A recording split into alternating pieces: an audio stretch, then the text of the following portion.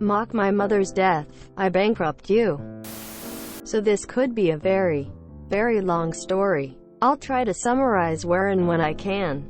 My now ex-wife Kate and I moved to an apartment in 2010. The house as a whole a renovated townhouse split between two sides with 2 apartments on the bottom and 2 apartments upstairs. I wasn't the biggest fan of the apartment as it was a much older building that I had ever lived in. But I quickly adjusted to the wood creaking throughout the night. On the initial walkthrough we noticed that the only problem was that there was a dip in the bathroom ceiling. The landlord, Jay, promised he would get fixed ASAP. 1 year to the day when we moved in, there was a loud crash at 4 a.m. The bathroom ceiling had collapsed and there was tiling and wood all over the floor and in the bathtub. Now Kate was typically the aggressive one, while I was more passive and laid back, and she kept calling Jay throughout the day. When she got in touch with him at around 9 p.m. she explained what happened and insisted that it be fixed immediately. He rebuffed with him yelling that his girlfriend was a lawyer and he didn't need to do anything. Now this is where I got mad. I went outside and called him myself. I feigned a relaxed demeanor and at first he began trying to talk to me as a bro, and kept saying, "Dude, I'm gonna get someone out there but it's gonna take a few weeks." When he couldn't sway me that way, he began yelling about his girlfriend and her knowing the law. What he was unaware of was that I had read the tenant laws in my state, and so as he tried to lie I waited until he was finished and I recited the law stating that if an apartment was considered uninhabitable then the landlord needed to pay for the tenant to stay in a place until it was resolved. He tried to say that our upstairs neighbor Phil was the super, but he wasn't sure if he could get down there that night. He put me on hold, then came back a few minutes later and said that Phil and his girlfriend were out of state. I rang Phil's doorbell and asked, with the J on speakerphone, if he was assigned as the super. He laughed and said, no, dejected. He said he would have people out there the next day. Previously he said they were busy for at least 3 weeks. There's more to this incident, but it led to 2 conclusions. 1. If you're going to lie, then there has to be a consistency in your lie and make sure that the people you lie to don't communicate with each other. Point 2. This is where a feud started between me and my Kate versus him and his mother. She was the original landlord and gave the house to him so he could begin to profit. So forward to a year later, Jay stopped coming to the house and his mom began doing the pickups. Around this time, my ex and I had been laid off and we were working with Social Security for food, health, and housing insurance. We were approved for all 3 in April, but we would not get the check until May. When our typical check wasn't in the landlord's mailbox, he immediately gave a summons saying that he was taking us to court for eviction. The day we went to court, he had no lawyer in. Going before the judge. Here's the summation. Judge, does the defense have a means to pay within 90 days of non-payment? Us. Yes, Judge. Hands over paperwork showing that he will be paid for April and May. Judge, I see no problem. They are breaking no laws. Why are we here? Jay, well, Your Honor, they have been bullying. Judge, I don't care. Unless they are breaking a law, then this case is dismissed. Suffice it to say, Jay and his mothers were not happy. Around this time in my life, things were tumultuous. My mother, who had been battling lung cancer, succumbed to it in June. This happened at roughly the same time his mom came knocking looking for payment. I explained that I would leave it in the mailbox when we got back from the funeral home and to please just respect my right to mourn. She took her fingers and began rubbing them together, pretending to play the smallest violin. I will never forget what she said next. Ooh, my mommy just died. Woe is me. She probably had it coming. I don't care if your entire family is dead. I want my money. She smiled smugly, proud with what she had just said. I saw red and my heart jumped into my throat. I went, grabbed the check, and handed it to her in absolute shock that anyone would say something so fucked up. She had finally managed to push a button that very few people I've known throughout my life have seen. I went into rage mode, but not in the way you would expect. The revenge. We were always told that if the health inspector came by to not open the door. I waited until August, since that was when a lease was going to run out and we knew they would not extend a renewal. I walked up the block to town hall to ask for a health inspection of our property. It was scheduled for several days later. Now it's important to know several things. 1. I was friends with all of the tenants. Bill had moved out with his fiancée, but the new tenant was Donnie upstairs in our side. Tom and Hannah on the other side of the downstairs floor had moved out, and Jay was still looking for new tenants. The only one who wanted to stay out of this was Rose on the upper right apartment. Point 2.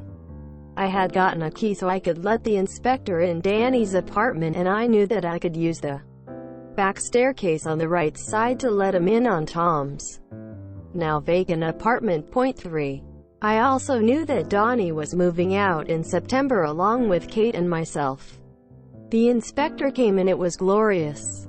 He checked the exterior of the house first, noting that wires were exposed. There was an old empty dryer along with other odd clutter in the backyard. I bought him inside the shared entrance, and, as I was counting on, he noticed that the last inspected dated back to 1994.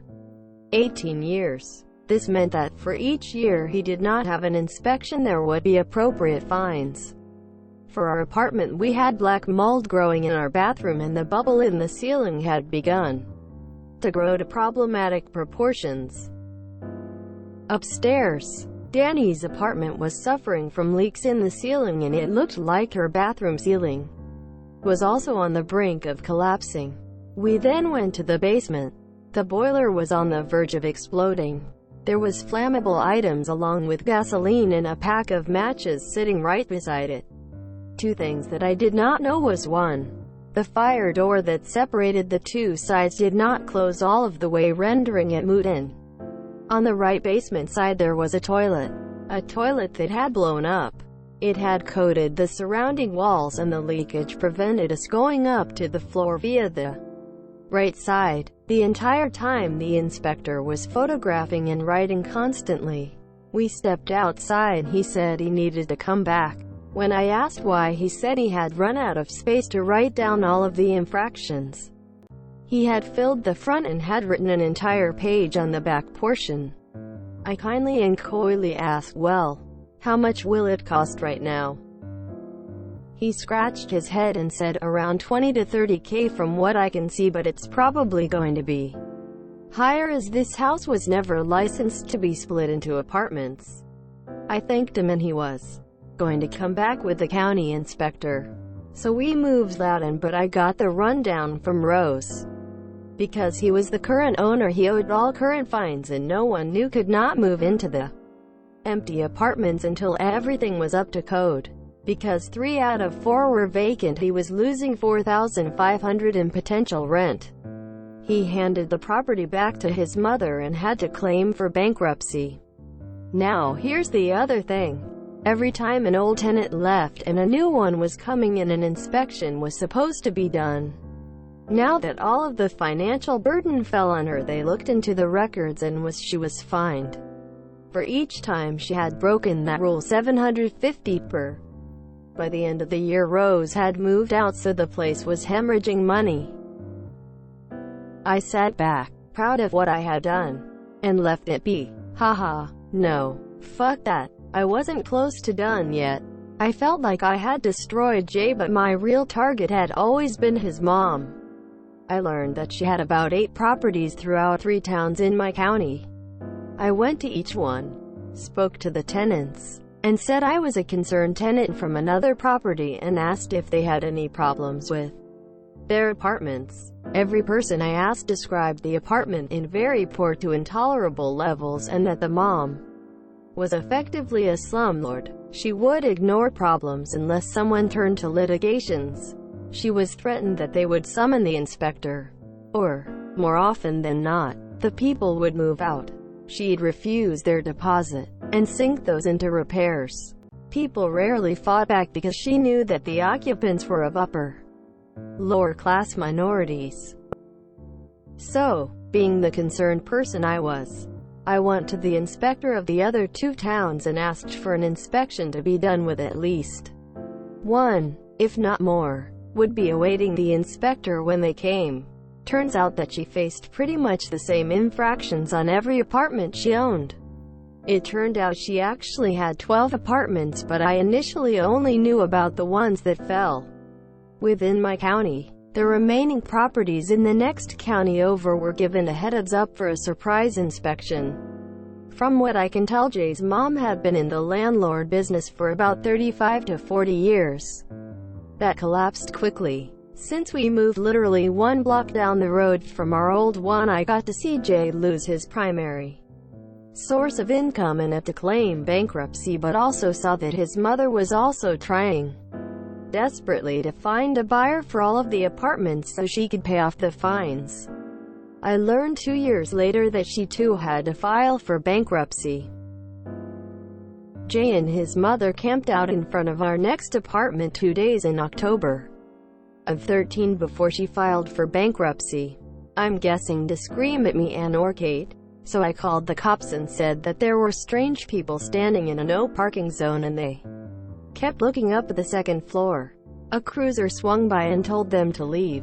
I know I should have used the 2 months I spent monitoring everything to find a new job, but this was the one and only time I wanted to cripple a person where they hurt the most: their wallets. I think I got my point across. None of this would have happened if you had just fucking fixed the ceiling before it collapsed. Doctor had a couple of slumlords. They pushed me to a place where I snapped. And so I went a bit crazy and bankrupted the slumlord and his slumlord mother as well. You are a harbinger of justice, and my hero of the week. Cool. I'm entirely disappointed that you didn't go outside and mimic playing the world's smallest violin. Me. Reeds left it there. Also me. Bro, this guy destroyed them. Him. Haha, fuck that, I am not done. Me. Bruh. Congratulations on not destroying slumlord mom's face, and for destroying her where it hurt. I'm not sure I would have been able to not swing on Jay's mom. You insult my mama when she passes. No holding back. Kudos to you for doing it the legal and justified way. She had it coming. Surprised she got away with all that for 30-40ths of a year. You didn't play a tiny violin while they were outside your place. This was the sweetest music to my ears. I'm sorry about your mom's sad face. You had every right to serve those bad people justice. Well done, sir. Very well done. Charred, in fact. Haha, no, fuck that. I wasn't close to done yet. You beautiful bastard. She made it personal when she mocked the death of your mom. I would have done the same in your position.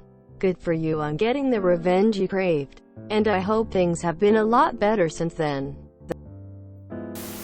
Absolutely beautiful and well orchestrated. The lady sounds like the epitome of a Karen. This was satisfying, to say the least. This definitely looks like it belongs in Nuclear Revenge. Our Nuclear Revenge. I don't know if we've ever met, but just in case, I'm sorry for what I did. Alright. This is literally the most epic post on this sub so far. I love how you made it your project. As a previous renter of a shit property with an asshole landlord, I feel this big time. I applaud you up. This is so good. The scumbags totally deserved it. Maybe cross-post this to our Nuclear Revenge? Never have I been so satisfied as I am now with a revenge story. I hope they never own another property. If you enjoyed this video, Please check out our playlists full of similar content. Epic Eracast is like doom scrolling for your ears. Please like, share, and subscribe.